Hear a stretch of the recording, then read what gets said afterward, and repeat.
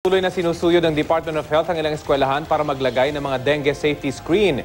Hindi lang daw mga lamok ang pupuksain nito, kundi pati na ang iba pang insekto. Balitang hatid ni Sherian Torres.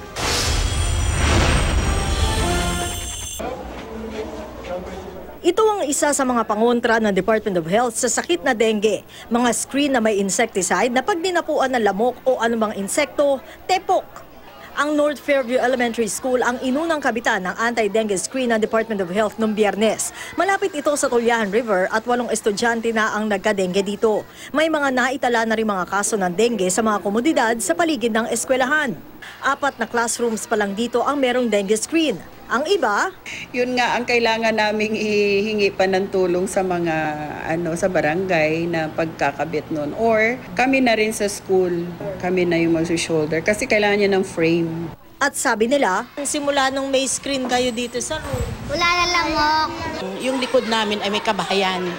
So, wala naman ngayon. Eh sabi nga namin, sana patipin ko.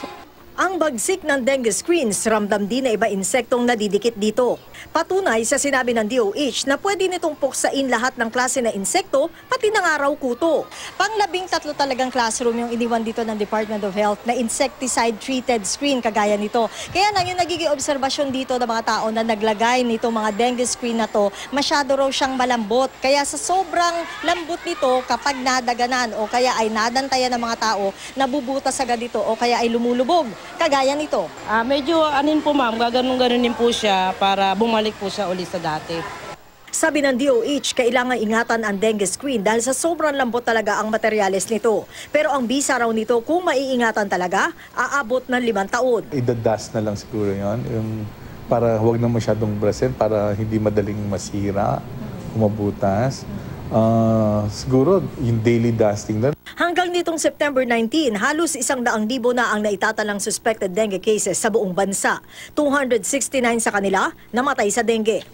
Walang tigil man ang babala at payo ng DOH tungkol sa dengue, daig ng DOH, marami pa ring ayaw maglinis ng husto ng kanilang paligid. Hindi mo na pwede sabihin wala akong pakialam eh.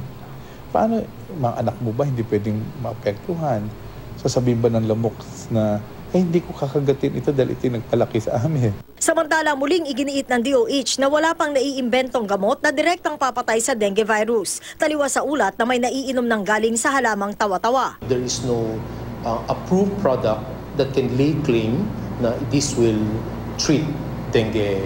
There is a product registration for this herbal product under Eutropia girta, but it is not for dengue. Ang muling paalala ng DOH sa publiko, imbes na isa walang bahala, agad kumonsulta sa doktor kapag 2 araw nang nilalagnat, lalo na kung nakikita na ang mga sintomas ng dengue. Sherian Torres, GMA News.